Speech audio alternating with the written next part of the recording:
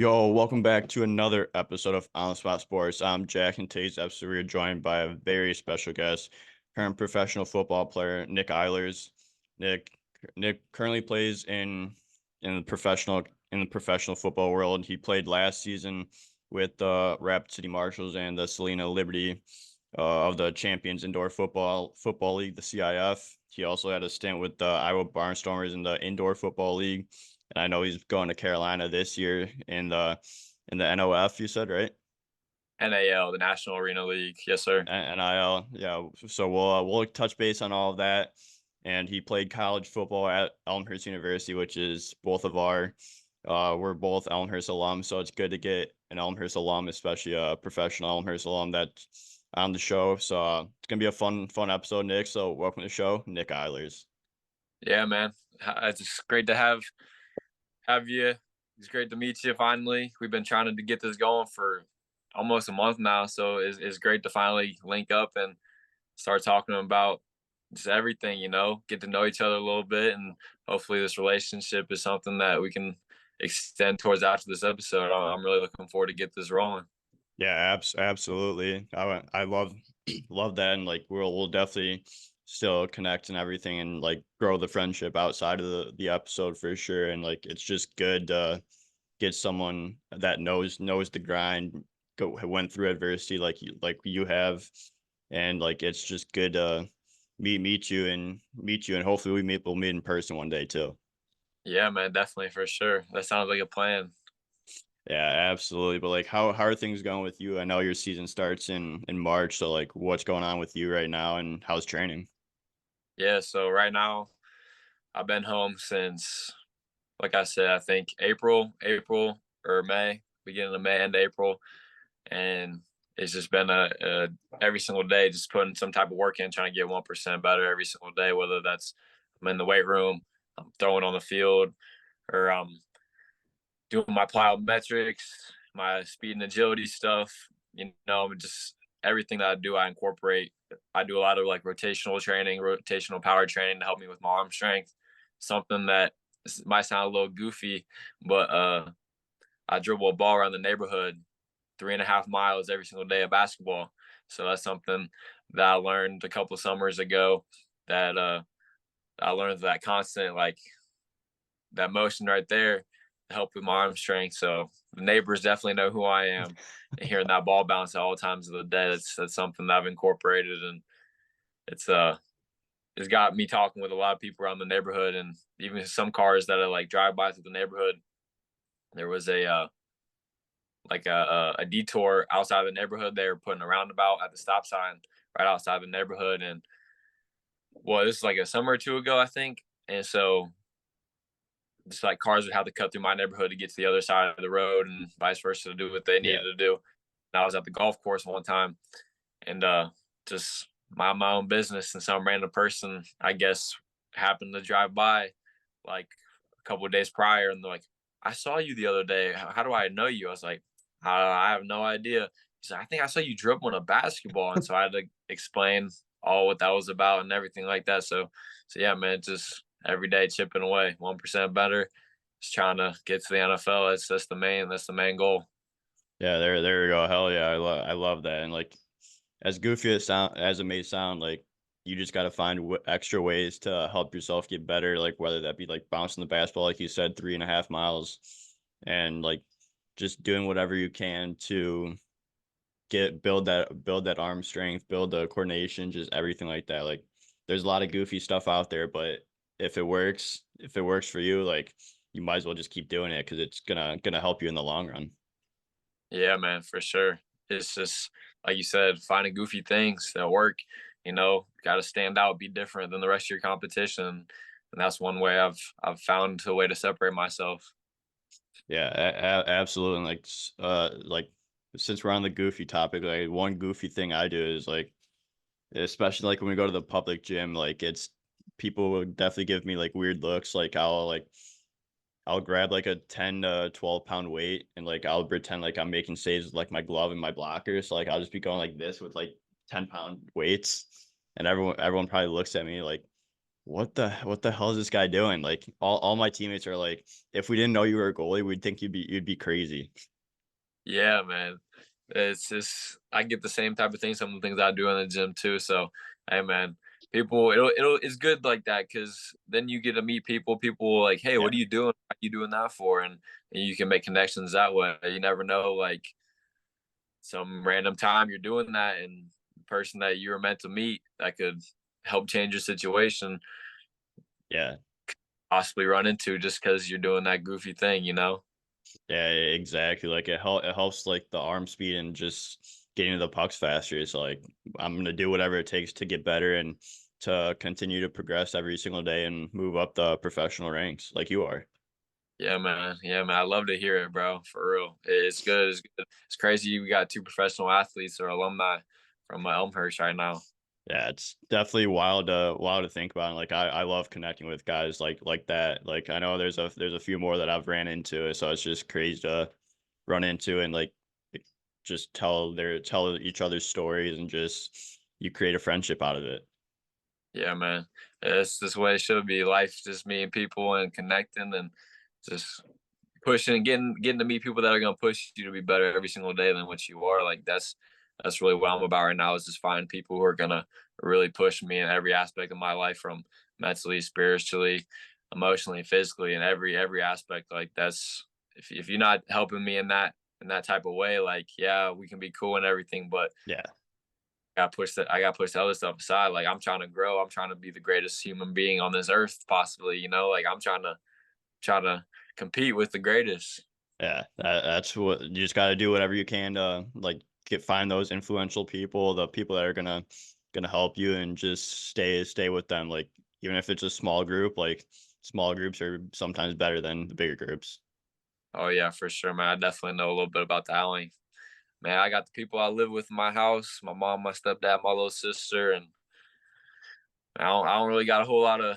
I mean, I got all my boys from Elmhurst that Yeah, like we're super close with. I'm super grateful for that opportunity. Because I was there only what a year, yeah, I was there a year because I got my master's degree from Elmhurst, so I was there only a year, and then that last year eligibility that I had, I ended up foregoing it to get back home. I had some professional opportunities that came as soon as I got home, and so I wasn't expecting to leave all those friendships and relationships behind because it happened within a couple of days. It kind of had to make a decision pretty fast, and it definitely hurt me. And I know it hurt some of the guys that expected me to be around for a whole another 10-week football season and through the end of the semester. But man, I love all those guys. So, but man, it's a journey. yeah, it's a journey for sure, and like I want to get into like what made you really like start loving the game of football, and like how old were you when you first started throwing the ball, and like what was that moment where you're like, this is what I want to do professionally? Yeah. So growing up, I didn't really play football like collectively. I played in fifth and sixth grade after I was a really good soccer player. Like that was what I was really good at. I was great at soccer. I played basketball on the side, I played baseball on the side, like through grade school. And then fifth and sixth grade came around. I wanted to try playing football, but I didn't get the chance to play quarterback because you know how it is and kind of pee wee. You know Yeah, the coach, whatever they just kind of place you wherever they want to place you. So after that sixth grade season, all I went to a Catholic grade school, so there wasn't like a public school that I was playing on. I was playing on like Catholic feeder teams. So like all the Catholic school boys like in the area from all the different Catholic schools like all played on these different teams. And so the Catholic school that I went to, all my boys, we played soccer together and we were winning championships every single year and like going to state. And so we decided to give that up in fifth and sixth grade, like I said. And then after that sixth grade year, like we were all like, man, let's give it one more go in our seventh and eighth grade year before we head to high school, different high schools. And so seventh grade, we came back, won another championship in soccer, and then in eighth grade, we got really close again to repeating, but fell short. So, but all through that whole time, like I knew once I got to high school, because that was the main reason I decided to go to the high school in the area was Yeah. to play football. And so, like growing up, like I always knew that I could throw the ball. Like I got a picture on this like in like kindergarten when you have like your like MVP, most important person of the week or whatever they do Yeah. for all the runners or whatever. You gotta make a poster board and whatnot. Like just like asking what you do, what you want to be when you grow up. Like in kindergarten, like I said, I want to play in the NFL, and so that was just always in the back of my mind. I just never really knew how or when I was gonna step into all that, but as a little kid, I knew like I wanted to play football. And so in about the first or second grade, the priest at the school came in and he said, every single person on this earth has a purpose. He said, you just need to ask God and he'll show you what your purpose is. And as long as you follow the steps that he shows you and leads you to get to that purpose, so you'll walk into it. And so since first grade or second grade, whenever that conversation was, that had stuck with me forever because he said, I asked God to show me what my purpose was, and said it was to become a priest. So like I said, that conversation at the age of no older than 10, like it's been with me since to that day. And so, like I said, I go through grade school playing soccer, and then my freshman year of high school, me and my best friend who lived in the same city, who transferred into my Catholic school as in sixth grade. So we had a couple years together. Grew super close, and he was a really good baseball player. And we knew that my opportunity to play football and his opportunity to play baseball would be at the public school that's right down the street from where we grew up. So as a freshman in high school, that's when I stepped into that quarterback position. Finally, I came in the first couple of days of doing like 7-on-7s. I got the opportunity to get the starting job immediately. And the kid that was playing in eighth grade, um, he ended up switching positions to play receiver, which his name is also Nick, and which is crazy. And so at first, I don't know how much he loved me coming in trying to play quarterback because he was pretty good at his eighth grade year, and he probably thought that he was going to do that all through high school and whatnot. Yeah. But as soon as I came in, like we immediately like became really close, and he ended up switching positions, which in the long run he ended up playing Division I football, playing receiver, and had a great career. And that's one of my boys. And so yeah, so freshman year, me and him are killing it. He's playing receiver, I'm playing QB, and it's calling it the Nick and Nick show. And we're kind of getting the talk from the varsity coaches and the rest of the people around the town, like, hey, like, yo, who's this kid coming in? And so my sophomore junior year, I played a little JV, hoping to get a chance to play my senior year. And some circumstances happened out of my control. I didn't get a chance to play, so all through high school, I didn't throw one varsity pass in high school. So off of the JV film that my stepdad was collecting off of his iPhone, I got to send all that out to colleges, and I finally got an opportunity. I got a preferred walk-on at a startup program in Cincinnati called Cincinnati Christian University, which is an NAIA school. And so after that first semester, I got some scholarship money. So I earned a scholarship after that first semester being a walk-on at a NAIA program that was a startup. And so through what was it, 2019, we were really struggling. I'm getting inconsistent playing time with the other guys. We're not winning any games. In 2019, the program closes down. The whole school shuts down, goes bankrupt right before I believe it was right before Thanksgiving break. So they said as soon as you get back from Thanksgiving, you're gonna finish your semester and you're gonna find somewhere else to go to school. Wow. Yeah, so that was a big reality shock. So I had a couple years of eligibility left. What did I have? I had 2 years eligibility I left, I believe, when I transferred. So I transferred to another school right down the street. um, in Cincinnati called Mount St. Joseph University. I came in hoping to get an opportunity to compete for the job again. You know, circumstances don't work out the way that you think and that you are grinding for. But right before uh, right before the season started, COVID hit, and so we had to cancel the season. Or no, because I transferred in that spring semester. So before spring ball, it was Yeah. COVID hit, so we get to go home. That's what it was. And so that honestly was probably the greatest thing that's ever happened to me in my entire life was COVID hitting, because up until that point, I always felt like I put in the most work compared to anyone, and I was always outworking people. But COVID right there, having gyms closed and all that downtime, like that put me into a whole nother mode that I had never been in my entire life. Like that's where I really developed the mentality of no days off, where from Yeah. that point till today, like I'm doing something every single day. And so we were hopping on Zoom calls with our coaches, started to learn the playbook for when we get back, hoping that the season was going to be in the fall. That got pushed back to the spring.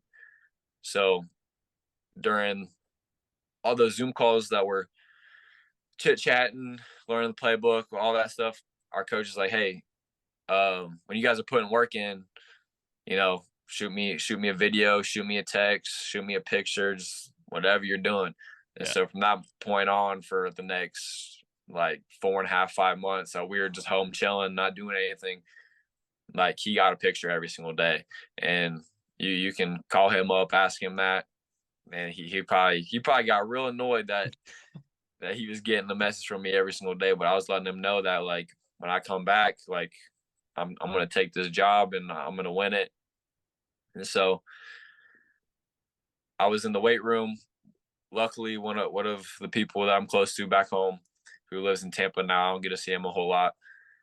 He had a weight room in his basement, so with all the gyms closed, I'm in that weight room 4 or 5 times a week getting a lift in.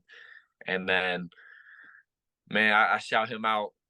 Shout out Zook, that's my boy. He was on that field with me all the time during COVID. Like we're hitting that field, and even though he didn't play any football like in college, he played linebacker in high school. Like he was running routes for me, and then when he couldn't run routes for me, I'm hitting someone else. Like the amount of people that I've had someone just stand in place or run routes for me since COVID is just a pretty big number, because I'm trying to keep my arm loose. I'm trying to keep Yeah. it going, keeping just so I'm not falling behind. And I really think that separated me, and that really upped my game in a few months span. And like Kobe Bryant says, he likes to talk about um, exponential growth. He's like, if you're in the weight room or you're training once every 3 days, he's like, compared to if you're training once, twice, 3 times every single day, he's like, you're gonna take a leap that's far greater the more and more you're putting work in. And so, during this time, I'm really tapping in with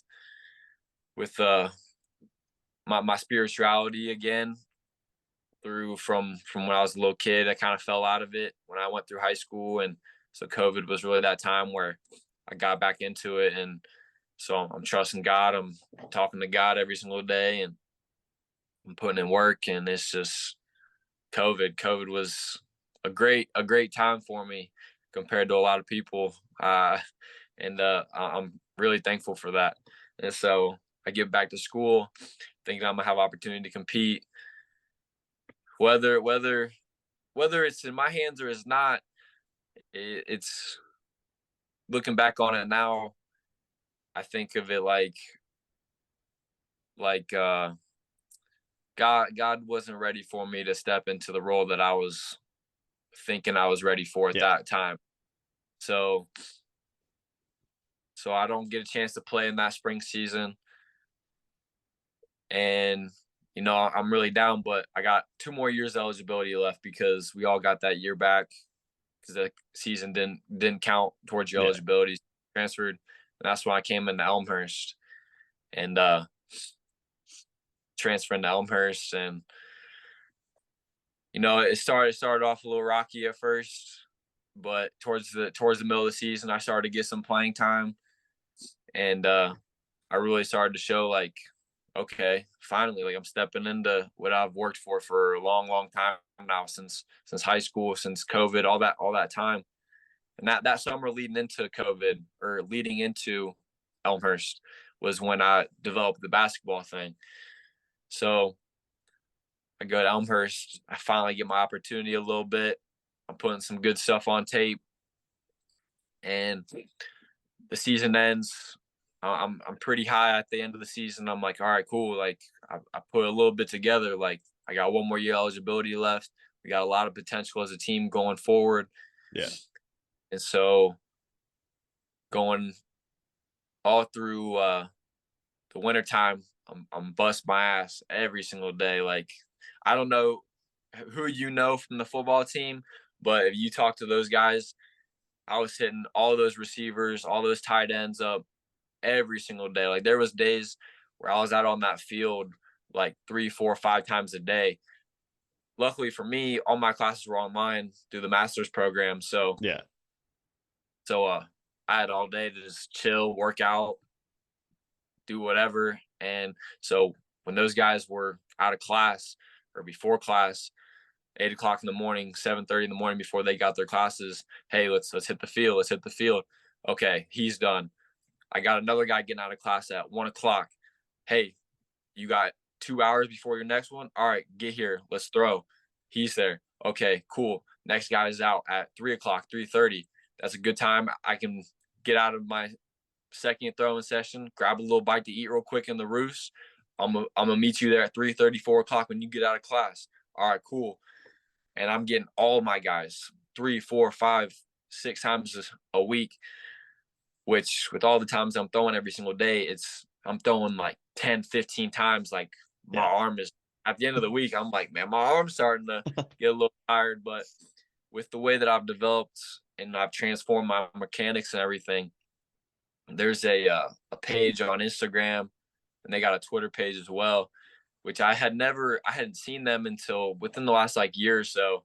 It's called Locked In QB, and they're really showing you like how to avoid arm pain and how to change your mechanics. And just naturally, before I even like really found out who these guys were and everything, like my mechanics were just kind of naturally changing.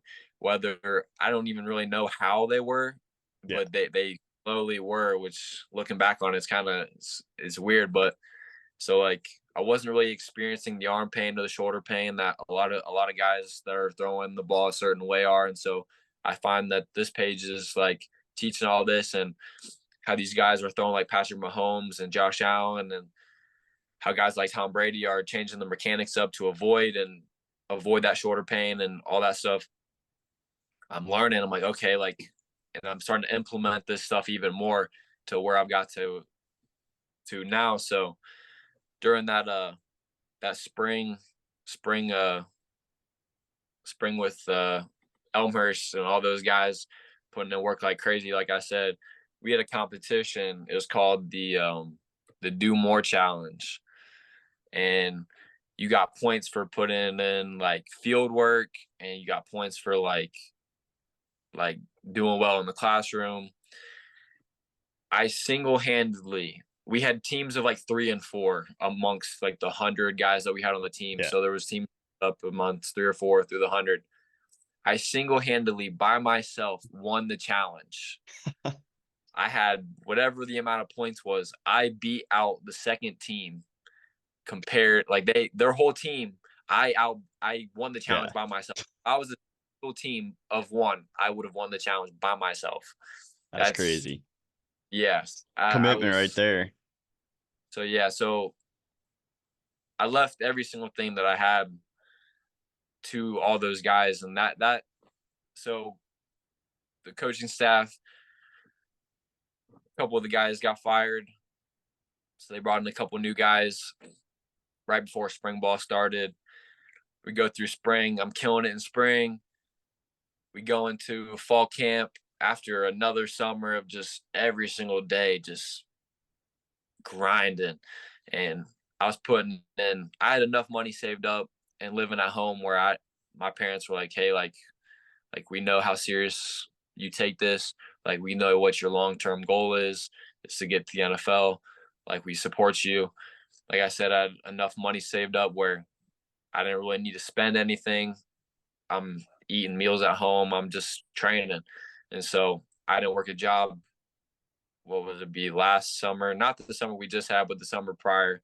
Yeah. And so I'm putting in like 40 plus hours a week just training. I'm in the weight room.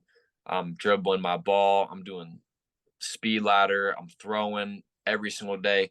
When I don't have receivers, I have a net that I got outside my house where I'm in that just throwing, just throwing, just throwing. I'm just working my fucking ass off. And so we come to the season with the new coaching staff that are running the offense. You know, I didn't get the opportunity that I thought I was gonna get. Some things, like I said, I had some professional opportunities that I was talking to some coaches like during the summertime before I got back to school. Well, hey, like we possibly want to sign you like after your season and vice versa. Just keep us updated on like what happens and Yeah. or so. Going through camp, and I was like, man, like I don't know. I wasn't feeling like it was time for me to go through the whole season. I was like, you know what, I'm gonna get back home and I'm gonna push this professional thing a little sooner than I thought I was going to. And so I get home. Once again, I'm training so hard up until February when I left to go to Rapid City. And let me see. Hopefully this doesn't, let me see. You can still see me right now? Yeah. Let me see. So within the first week that I got home, and I was praying on it and just everything. Like I was super hurt that I ended up leaving, like I mentioned before. And Yeah. I thought I was going to have a whole another season with the guys. And I love all of them so much. And, but I got within the first week that I was home, I received a free agent camp invite to, at the time it was called Hub, but is now called Grid Camps. And Tom Brady's agent actually ran this event. It was in charge of this event. Oh, there we go. And so I show up. I go out to San Diego in, I believe it was November. It was supposed to be in October, but there was the hurricanes that were going on in Florida, Yeah. and they had to move the event. And so they ended up moving it to San Diego. And so I'm there with some really good quarterbacks, some really good receivers and DBs, and a lot of excellent talent, and from guys that were either in the NFL or in other professional leagues trying to get back to the NFL or whatever it may be. So I go to this camp and I had myself a day. And so I got an evaluation from the NFL scouts and USFL scouts that were running it, and it says an accurate passer who takes what the defense gives him, possesses the ability to make all the throws, and showcases excellent touch. The short to intermediate part of his passing game is where he thrives. His best attribute may be his deep ball. Can push the ball downfield, throws a pretty spiral, and knows when to take some mustard off the dog. Inside the pocket, eludes excellent confidence, poise, is very calm, cool, and collected, and is very coachable.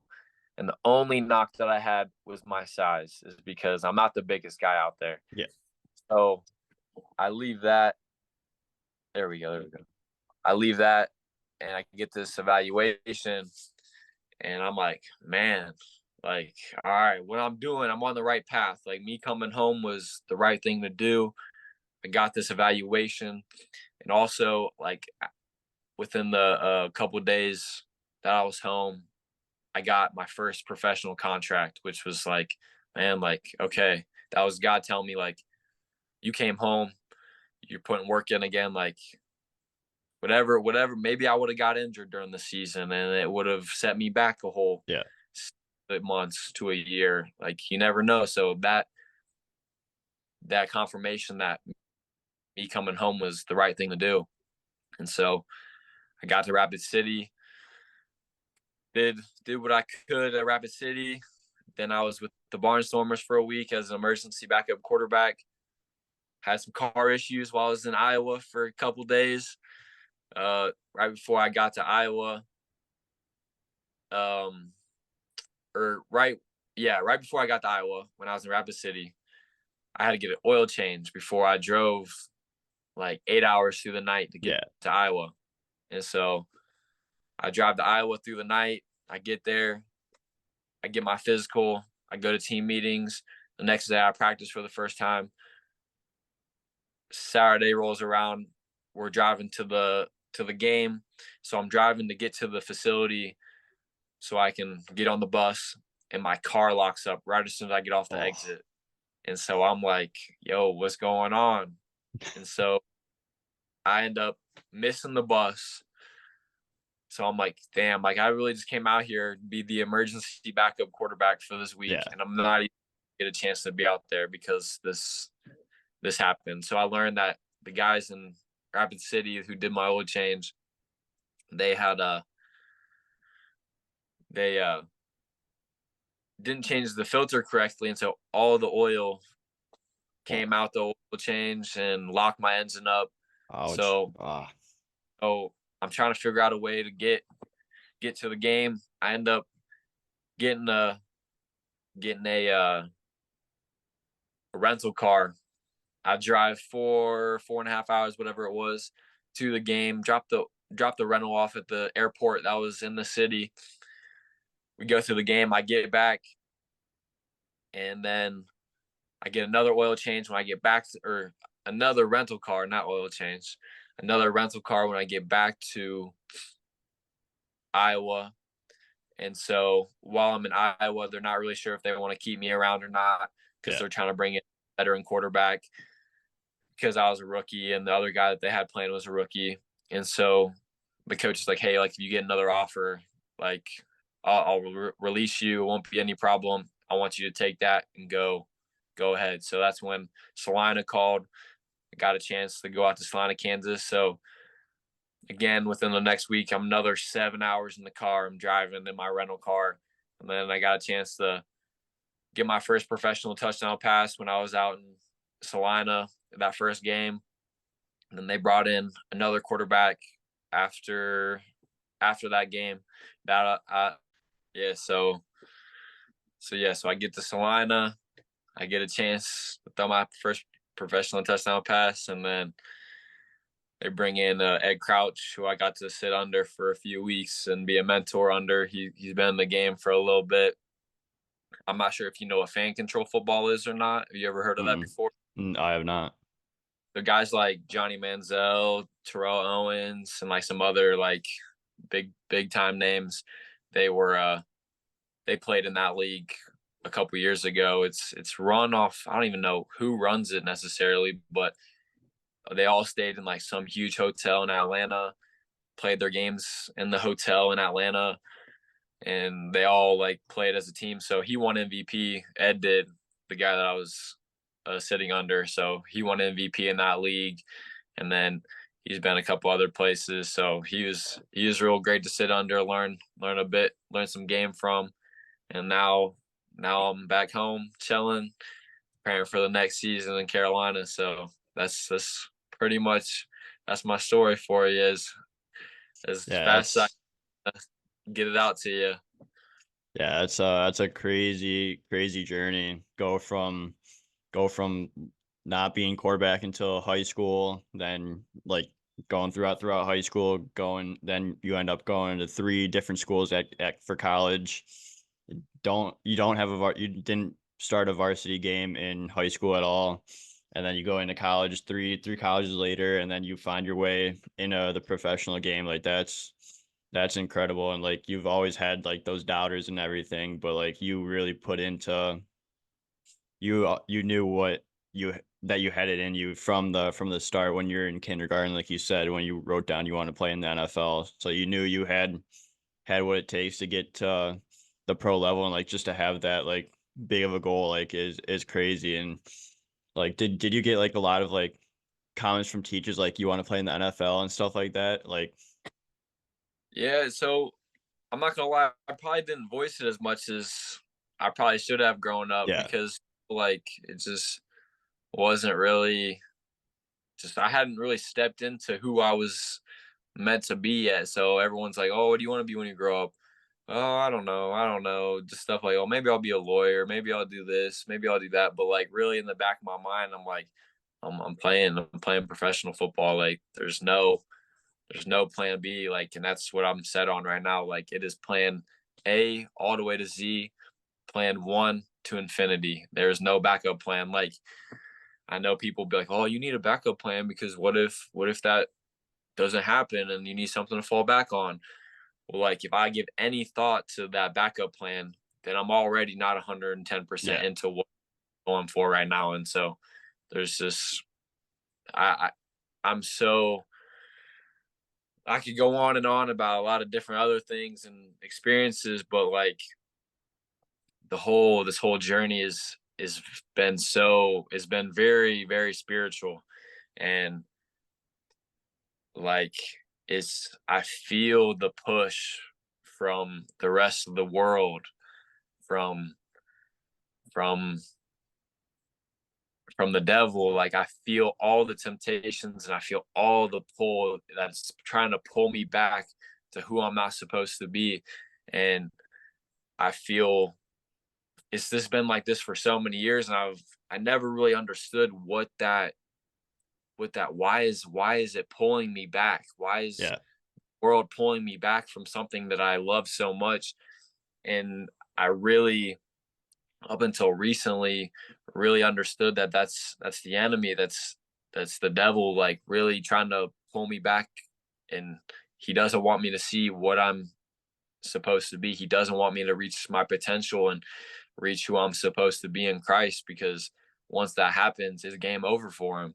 Yeah. And that's when my voice and the voice God gives me through him, like that's when I start really changing just everything that goes on outside of me. And so for the longest, like I said, like I felt such a pull from the outside, and I've been fighting it, I've been resisting it. Like there's I'm not gonna lie, like going into my senior year, there was a moment, my senior year of high school, there was a moment where after one of the 7-on-7s, I it was literally the day before my birthday, or maybe it was my birthday, the day of my birthday, my 18th birthday, where I came home from a 7-on-7 at night after just it just hadn't gone the way I wanted to go once again. And I remember I went out to dinner with my mom. We just sat there in silence, and it was just like I need to take a step away from this just for a minute, just to really think about what I really want to do. Yeah. And I was this close. I was so close to quitting going into my senior year of high school. And then if I would have done that, if I would have quit, who knows if I would have got that offer that I received on a text message, which is crazy to think that text message came on another situation that's really no coincidence on like a day that came. I think it was either no on September 13th or September 14th, which is another like correlation date to a lot of things that had happened in the past. That like okay, it's just constant, just little signs like where things happen on certain days or whatever it may be, that's like you're on the right path. And it's whether you want to pick up on the signs or not. And it got to the point where the signs were just so in my face within the last like couple years, where it's like okay, like now I'm actually paying attention, I'm looking for the signs. like the whole time, like you could be going for something, you'd be chasing something. You're like, oh, I'm not getting any signs whether I'm doing the right thing or not. But are you really tapped in? Are you really looking for those signs, even if they're super subtle? Yeah. And so the last like couple of years, like looking back on everything through my whole journey, it's like, man, the signs were there the whole time. Like it's go time now. And so, man, it's the quarterback last year on this Carolina team. He his name is Malik Henry. He threw like 70 touchdowns last year. And he played, you know, the TV show Last Chance U. Yeah. Yeah, so he was on Last Chance U, and so he played on the team that I'm going to be on this year, and so he got another opportunity, and so now the role is up in the air, and he threw like 70 touchdown passes last year. So if I can go in and do what he did last year, it should it should change everything for me. It should give me a door that's gonna that's gonna change it all. Like it's been it's been a long time, a lot of lonely nights, you know, just Yeah. where I've missed out on a lot of things. Like it's a lot of people from, like I said, the outside, just they've been trying to hold me back from what's coming. And God's been telling me for a long time, just keep going. Like no one can stop what I'm about to do in your life. And Yeah. I feel closer than I've ever been to life changing forever and the biggest breakthrough. Like when that breakthrough finally happens, like the platform that I hope to receive, I'm gonna just I want to change the world. Like I want to be able to give back to every single person that's ever helped me. I want to give back to all the people in the world. Like this is so much bigger than me, Yeah. and like it's coming. It's coming any day now. I just gotta just press forward just a little bit longer, you know?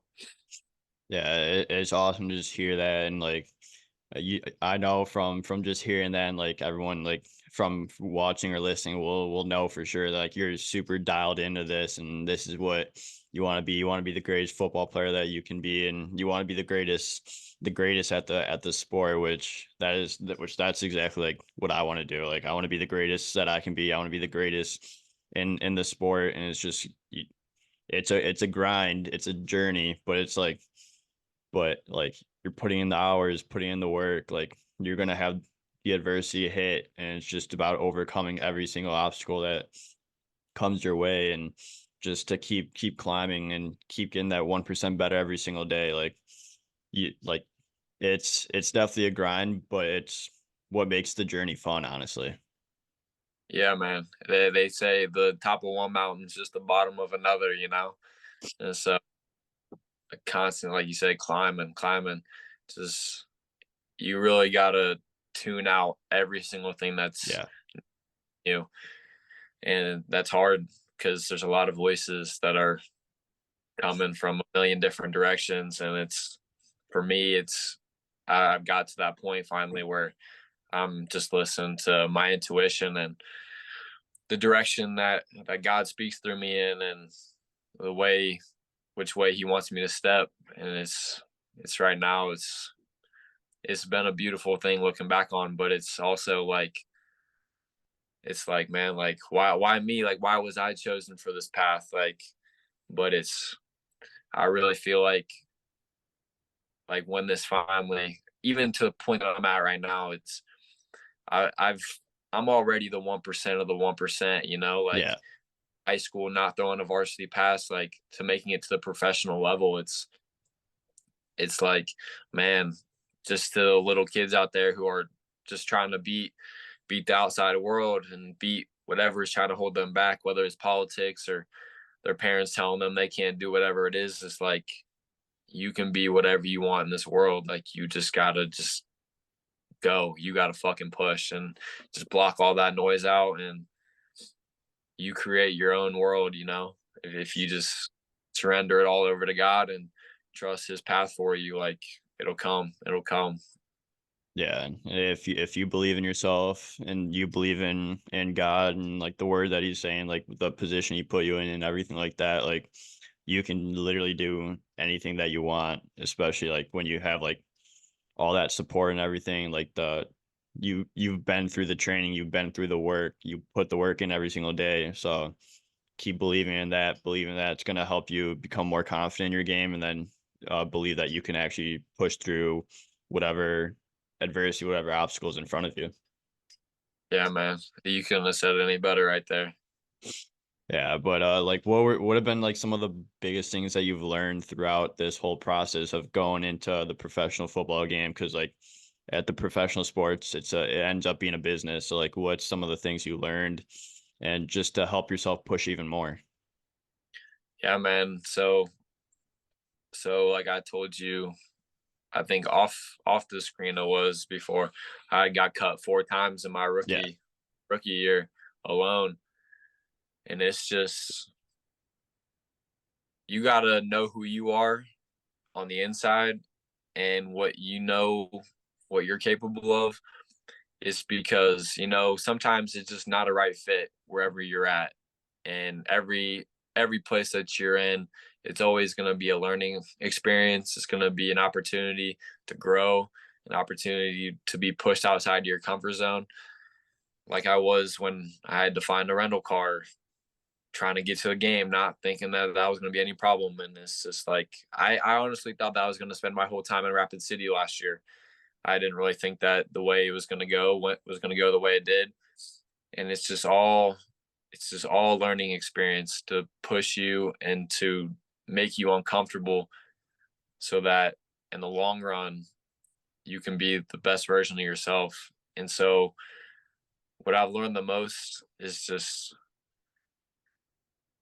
you got to take it a day at a time, and you can't think too far ahead, because when I was in Rapid, when I was in Iowa, the day even when after I left Salina, like it's just always been like, damn, am I ever gonna get a chance to play another snap again?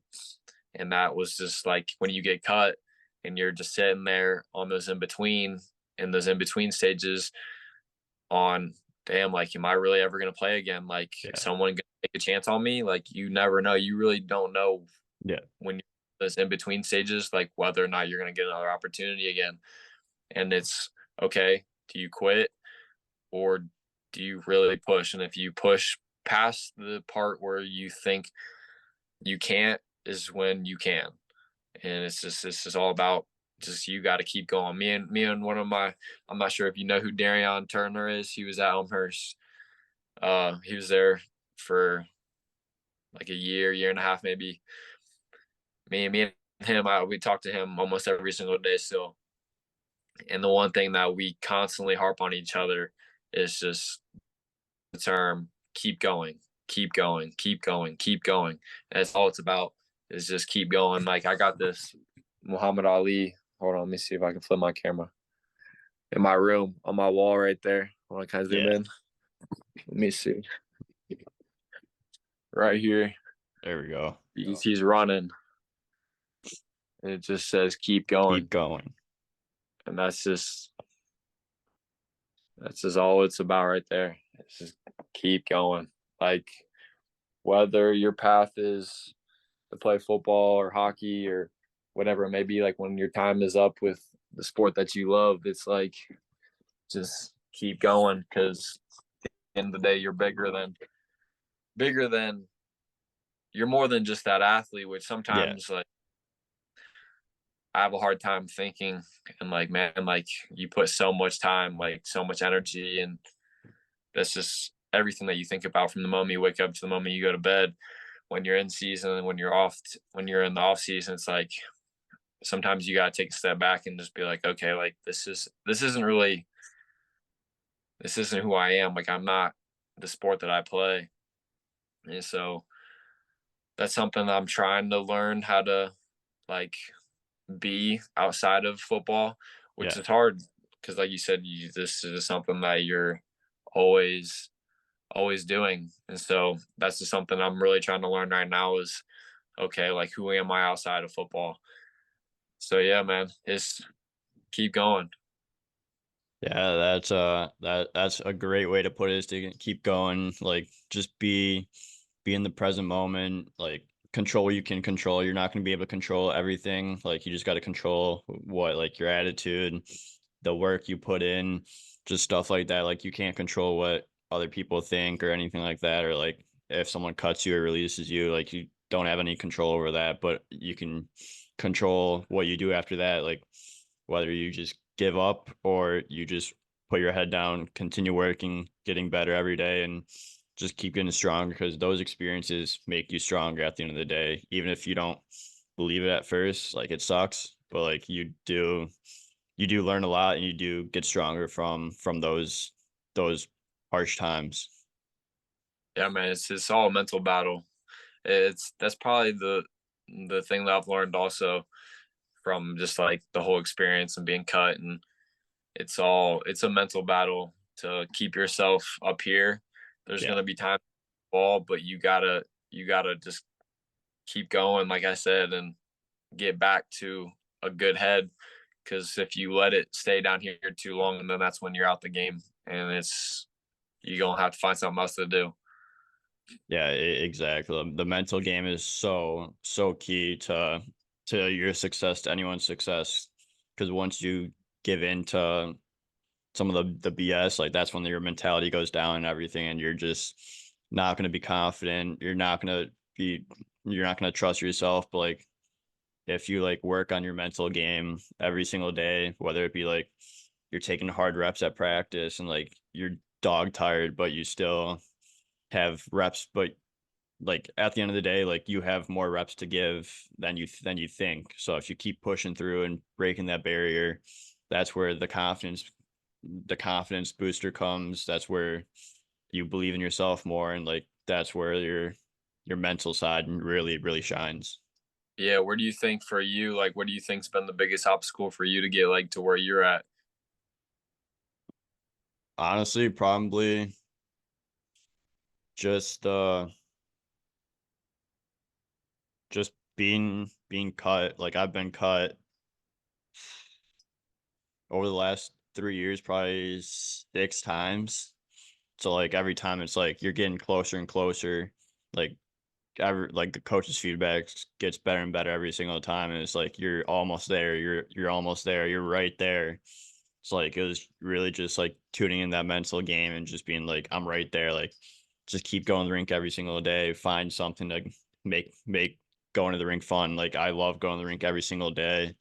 Like, whether it be like just skating, like bag skating myself, just taking shots after shots, like 100, 200, 300 shots a day, whatever it is, just to continue to develop that mentality to just keep going, like you said, honestly. And just I think my mental side's really been the one that has changed and has really gotten me to where I have. And also being like a big advocate for myself as well.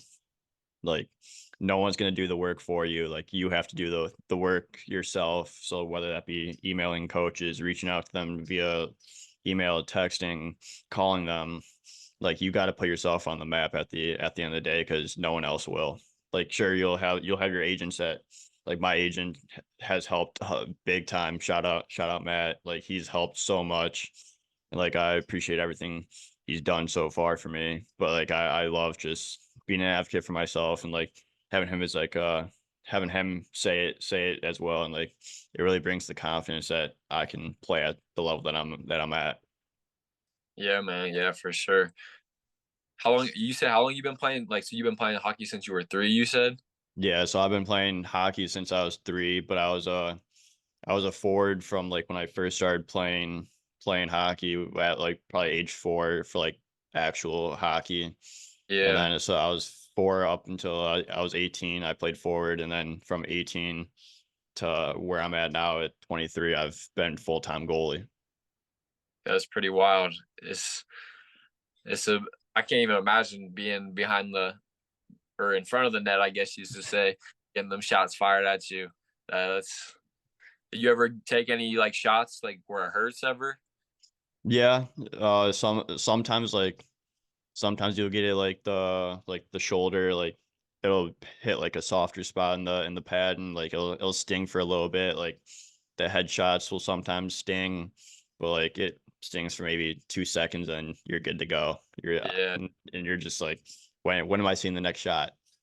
Yeah. What made you like play hockey? Like what was like I've never even thought about playing hockey. Like what made you decide to do that? Yeah, so I think I honestly just watched like when I was 3, like I don't know if I remember this or anything, but like I probably just saw it on TV, and like my parents took me to Chicago Wolves American Hockey League game, which is the league below the NHL, and like they've been my favorite team like ever since then. Like I had season tickets for them the last 6 years until this year when I'm up here in Watertown. But like I've ever since like I saw went to the game live, like I was like I want to play, like, and then I got into skating lessons and everything, and I was like, pretty good at skating. Like it's not as bad as I thought it was going to be. Yeah. Like I thought I was not going to be able to stand up or anything, but I would balance. My balance is fine. I was standing up. Like obviously fall down here and there, and then I started playing like organized hockey, like house league and all that, and like that's when I just really love, like that's when the love of the game like really grew. Is just I love like the comp the competition, the competitiveness. I love the high intensity like parts of the game. And then like as a goalie, you're on the ice for the full 60 minutes. Who doesn't love being on the ice for the whole game? Yeah, yeah, seriously. Yeah, that's super dope, man. It's like Yeah, I just was about to say something, it slipped my mind what I was about to ask. Oh, it'd be like that sometimes. I had a they thought, I really forget. do. Yeah, but it's been a journey, and like I love going to the rink. Like I love getting better every single day. Like I really like just want to keep going up the professional ranks and just get to Yeah. the highest level that I possibly can. What do you guys use for like to watch film on? Like you guys watch film? Like I don't even know how that work. Like you guys watch film, I assume, but like on your Yeah, opponents, stuff like that. yeah. So like there's YouTube feeds and all that like that live stream our games. So like we'll watch that, and then like I'll watch like our practices. Like we have Live Barn, which is like a camera inside the rink that like you could log into and watch like the practice. So like I'll sit back every single day after practice for like an hour and just watch practice over again and just see what I can do better, and if I need to change anything like the way I present myself in the net or anything like that. Like I just re- take it like as like a learning tool, like we've been saying, and just really try to grow myself as an athlete and grow myself as a professional goaltender.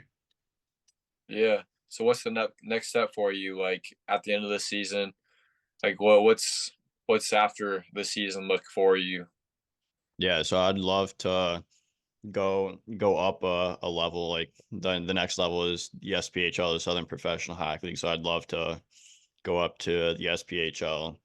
But like if I end up back in the FPHL, like I'm super happy because like, but and it's like take it as another year of experience to learn the game and learn the learn the FPHL professional game, and just grow as an athlete. But like I'll obviously go off ice training. Like I'll do probably 6 days in the gym over in the off season, and then mix in a couple cardio days. Like I'll usually go like upper body couple 2 to 3 days, and then lower body the next 2 to 3 days with like core in between every day, and then skate at the beginning of the summer probably twice a week, and then ramp it up to 3 to 4 in the middle of the off season, and then 5 to 6 towards the end of the off season before the season starts. Oh yeah, so you staying real busy then. Oh yeah, and I coach kids too, like throughout the off season, like even in season now. Like I coach kids like in the evening times, like just to help the younger generation develop that love for the game and just to help them get better. Like I love giving back to the community at the to the community at the end of the day, and because they've done so much for me growing up, like at this level, like I feel like you have to give back to the game and give back to the community because you were looking up to the professional athletes when you're a little kid, and now you're that professional athlete. So you got kids looking up to you. Yeah, man, for sure. That's 100% the way I feel too. When so how does it work like with your living arrangements and like your meals and stuff? Because I know for me, they like give you they'll let you live in a hotel or an apartment, and then you get like your game check, obviously, and then they give you like 3 meals a day. Like, is that pretty typical for you as well? Like stuff like Yeah, that.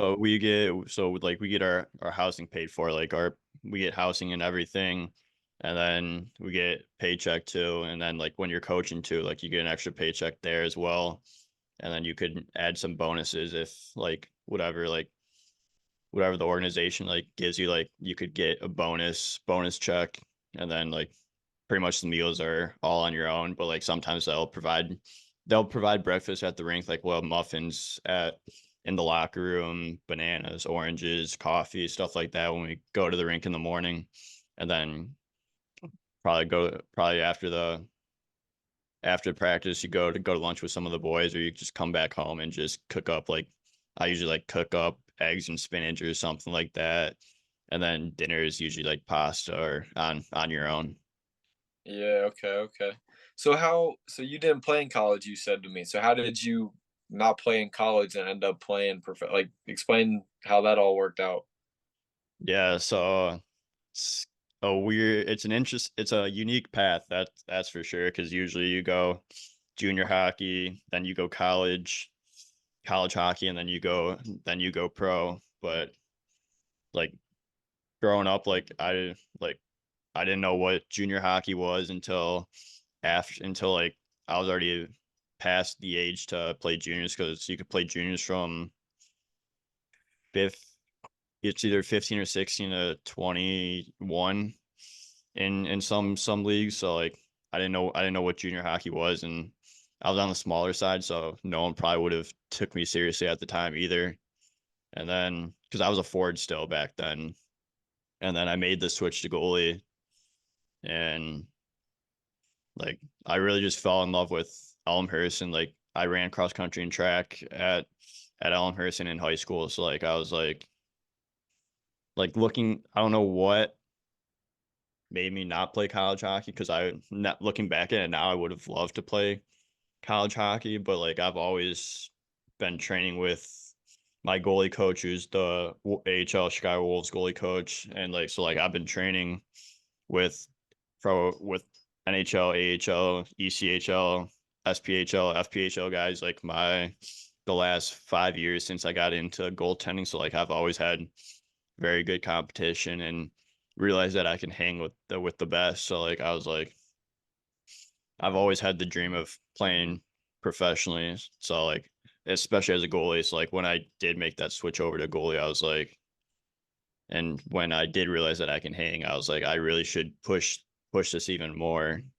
And then last year went into semi-pro with the Michigan Independence Hockey League in the MIHL, which is like a developing league into like the league I'm in now in the FPHL and the Federal Prospects Hockey League. So like went through the MIHL, played extremely well, like especially facing 60, 70 shots a night, like you develop quickly, and like it really taught me that you got to be ready for anything, honestly, because you never know how a game's going to start. Like I've had games where I've had 20, 15, 20 shots in the first 10 minutes of the period. So you got to be ready from the start. It's like you're always going to be under the fire. So you just got to be ready right away. And then that really helped me develop into having that mindset that I do. And then just having the chance to come play in the FPHO with Watertown has been nothing but a blessing. And like I love the spot I'm in right now and like the organization. Hell yeah, man, that's super dope. So explain to me like the tiers of hockey. I just know about the NHL, so like explain to me like the way it goes a little bit. Yeah, so it goes NHL, which is obviously the top of the top. Then it goes the American Hockey League, which is a feeder into the NHL. And then it goes East Coast Hockey League, which is a feeder into the AHL. And then the SPHL is like a completely independent league. So it's not a feeder league in anything, but you can still pull players up from the SPHL to the ECHL, and then it's the FPHL, which I'm in right now, the Federal Prospects Hockey League, which is also an independent single A minor league, professional league that, like, if guys get injured in the SPHL or get hurt or something like that, or called up to the ECHL, like FPHL guys can go to the SPHL, the ECHL, like wherever. And then there's a bunch of overseas leagues as well, over in Europe, and there's probably 500 different leagues over there. That's crazy. That's actually crazy. That's kind of how it is with football. There's a bunch of leagues in Europe and shit too. So damn man, Yeah, how it's how how does it go in football for you? so so like there's the NFL and the CFL, and then I guess I guess you could compare like the USFL and the XFL Yeah, almost on the same tier as the CFL almost, and then you have, I'm trying to think, and then you could probably put the arena leagues that I'm in right now, right on that like yeah, tier. So because then there's the NAL, and then they have the IFL, which are pretty comparable leagues, and then the IFL is just like it's been around a little bit longer than the NAL, so I think people might say that the IFL is better, but it's just kind of just that league's just been around a little bit longer. But like some of the guys, like the league I was in last year, so like the CIF doesn't exist anymore. That all those teams are now in the AFL. They brought back the original Arena Football League. yeah, They're bringing that back this year. So it's going to be the AFL, the NAL, and the IFL are like the three indoor leagues. And then the Fan Control Football League, they're bringing that back sometime in the summertime, I believe. So like there's like four like indoor leagues that are all right there on that tier three. They're all comparable. Cause like last year when I was in the CIF, Justin Gilbert, who was the fourth pick in the NFL draft in 2014, he was signed with them. So it's, and then there's a bunch of guys on, like there's a guy on my team that was in the NFL, that played in the NFL for a couple years, I believe.